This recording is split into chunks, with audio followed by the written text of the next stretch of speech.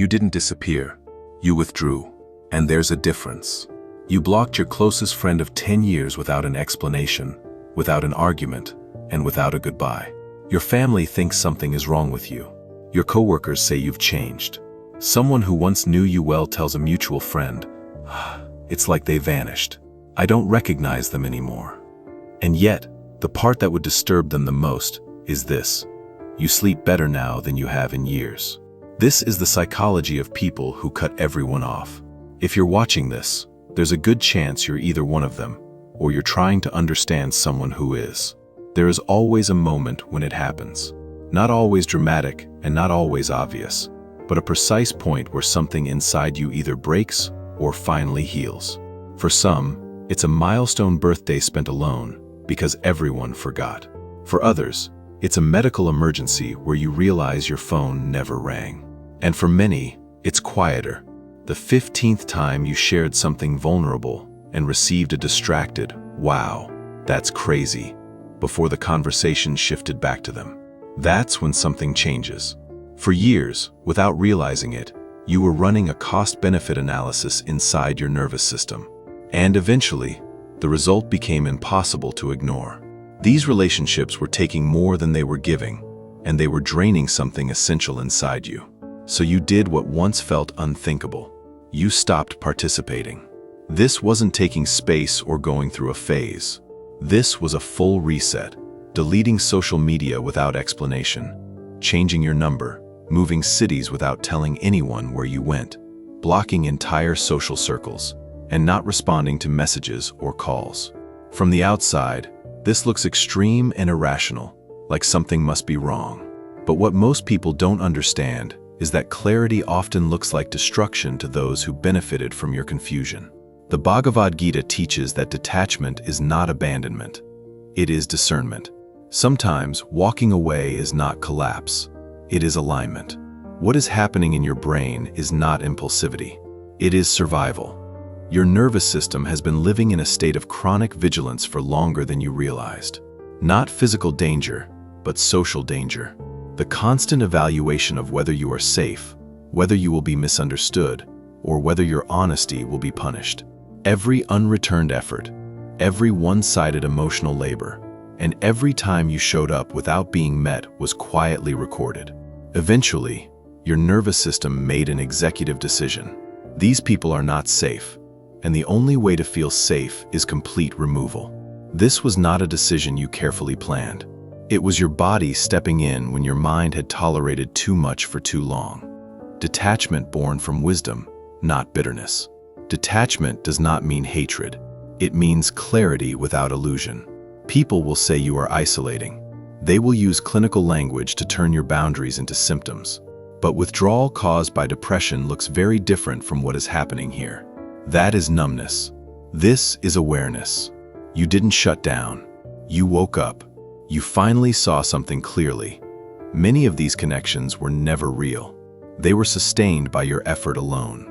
You stayed loyal to the history, while they stayed comfortable with the status quo. Krishna reminds us that one must abandon what no longer serves one's dharma, even if it is familiar. Dharma is not loyalty to people who drain you. Dharma is responsibility to your own soul. This is the trap that keeps most people stuck. Loyalty to those who were never loyal to them. They say, "We've known each other forever," or "They were at my wedding," or "We've been through so much." But presence is not support, attendance is not care, and history is not intimacy. You broke loyalty to the past, and everyone called it betrayal. But no one asks how many times you were quietly betrayed before you left. Most people maintain relationships out of obligation, nostalgia, or fear of confrontation. They stay in muted group chats, attend events they dread, and perform closeness they no longer feel. You stopped performing, and without your effort, the relationships collapsed. That truth is unbearable for people who rely on illusion to survive.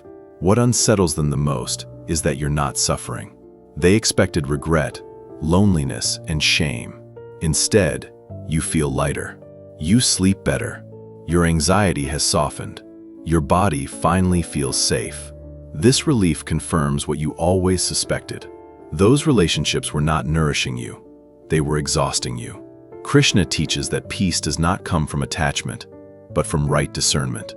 Patterns like this often begin early, in inconsistent caregiving, emotional neglect disguised as normalcy, or being valued for usefulness rather than being seen. You learn to give without needing, to stay quiet to keep peace, and to accept crumbs and call it connection. Eventually, your system reached its limit. Psychology might call this extreme avoidant attachment activation, but spiritually, it is something older. It is the soul refusing to remain where it cannot breathe. You are not running from intimacy, you are refusing counterfeit intimacy. The grief you feel is not for the people themselves, but for the illusion of who you thought they were, and the role you hoped they would play. Once that illusion dissolves, the grief fades, and what remains is space. That space forces a terrifying question: who are you without these roles? Without being the reliable one, the strong one, or the emotional caretaker? For a while, you don't know. This is the void the Gita speaks of, the space between who you were and who you are becoming. Some people panic here and return to old patterns, not because they miss the people, but because they miss the identity. If you can remain in this unknown long enough, something powerful happens. You begin to meet yourself. Yes, there may have been collateral damage. Someone who genuinely cared may have been cut off too.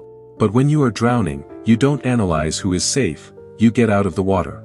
That doesn't make you cruel, it makes you human. Eventually, people will ask whether you'll let anyone in again. Maybe you will, and maybe you won't. Krishna never says attachment is mandatory. He says conscious choice is. People will judge you. They will diagnose you, criticize you, and use you as a warning. Let them. They are evaluating your boundary without understanding the wound that made it necessary. You don't owe anyone access, explanations, or second chances to hurt you. Cutting everyone off is not a failure to love. It is the moment you stopped abandoning yourself. You are not cold. You are warm in your own presence now. You are not broken. You are recalibrated. And sometimes, the most radical act of self-love is walking away from everyone who taught you that love was supposed to hurt. You didn't lose everyone. You chose yourself. And in the language of the Bhagwad Gita, that is not escape. That is liberation.